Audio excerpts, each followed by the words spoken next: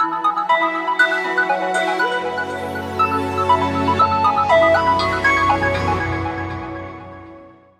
ready. 5 seconds.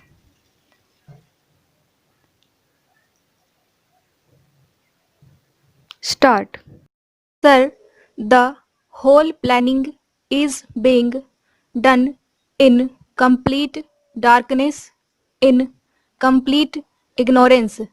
Perhaps the Planning Commission has got the objectivity in one thing, that we are a country where 70% of people still are illiterate, where 40% of people are living below the poverty line, and the Planning Commission also thinks that it will be good for them to keep the people in ignorance even about the exercises in planning. They also think that it will be good for them and for the country if there is poverty of thought in the field of economics.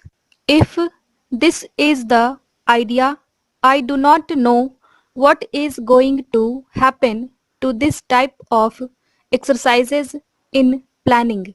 But, sir, at the present moment, if we take into consideration the economic situation, we find that it is acquiring a disturbing trend. There is gap between the implementation and profession that has been the phenomenon for the last so many years and has increased during the recent months. The overall economic growth rate has been disturbing. If we take into consideration the report which has been recently published, it will be seen that the national per capita income has gone down, and this has been indicated by the minister himself in the Rajya Sabha. This is a situation in which we are planning.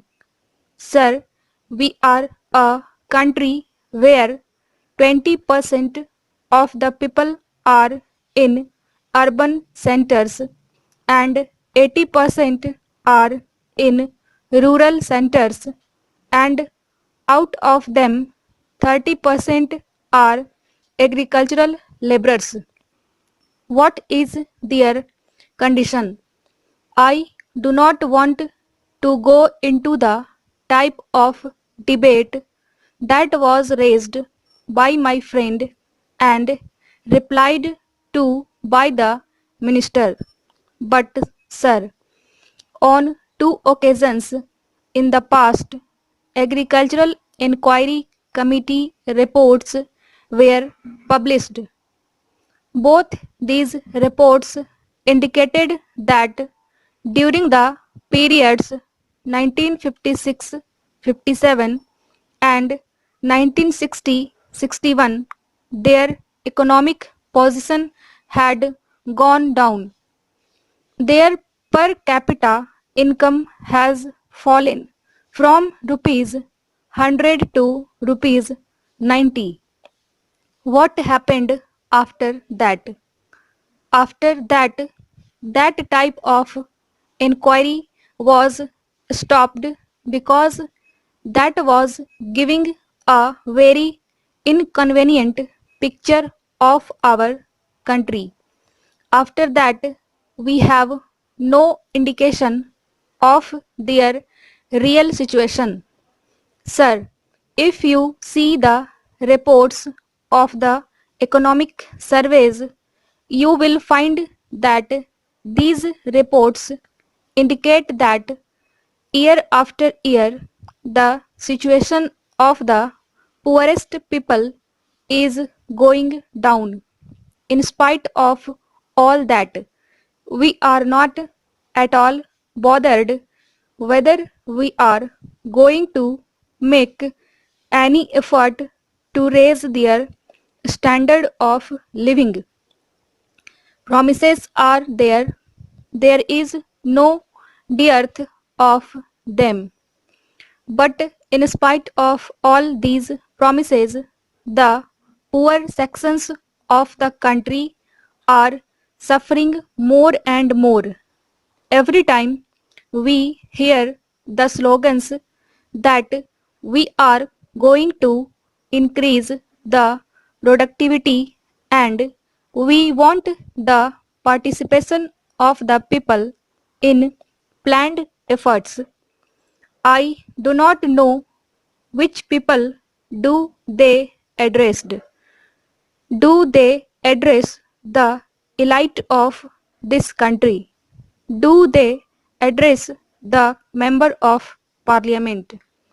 Mr. Vice Chairman, sir, thank you for having given me this opportunity to speak on this Senior Workers Welfare Fund Amendment Bill 1987, which is a welfare measure.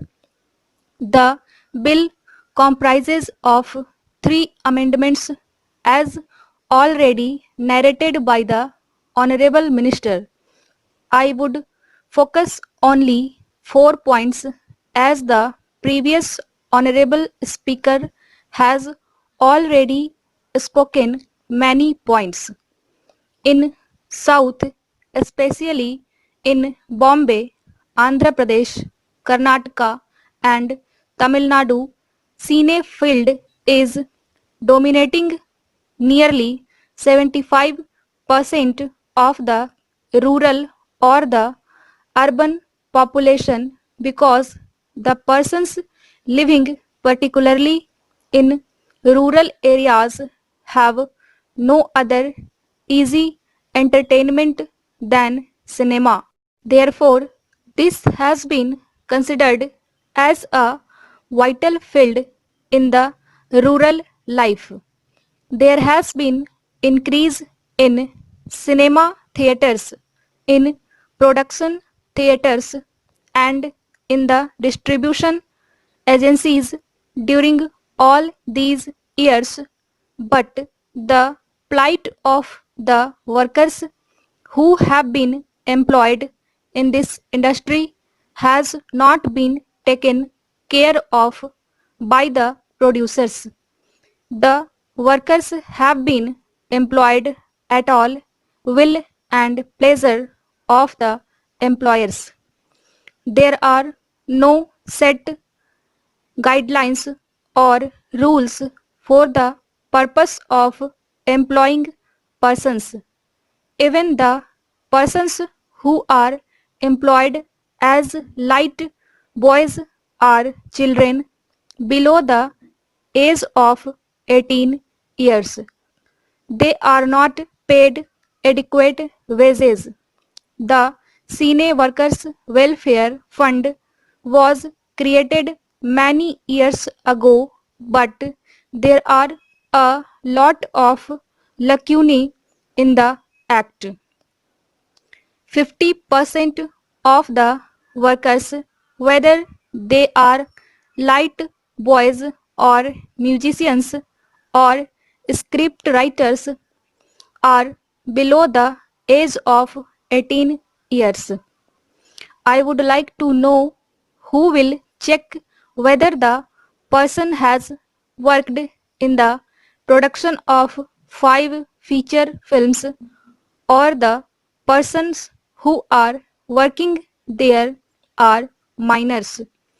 Who is to take care of them? Therefore, the latter part of the provision made in clause 2 of the bill is a very good proposal.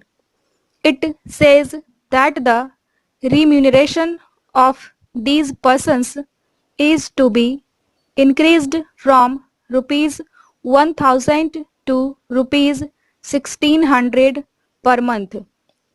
Though this amendment should have come a little earlier, It gives us great pleasure because the workers are getting benefit. Still, I feel that the amount of rupees 1600 which has been fixed is a little low. I congratulate the Honorable Minister for having come with this amendment for increasing the amount.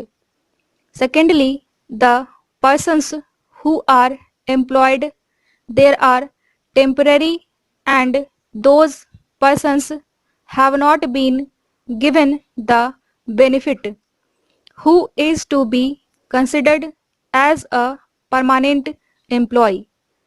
I feel that there should be coordination between the Information and Broadcasting Ministry and the Labor Ministry for the purpose of protecting the interests of the employees.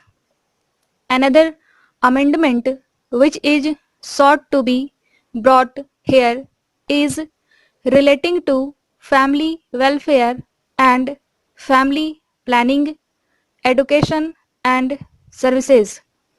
It is a very good proposal which seeks to cover a wider area. I welcome this amendment for the reason that it takes care of the family and children of senior workers.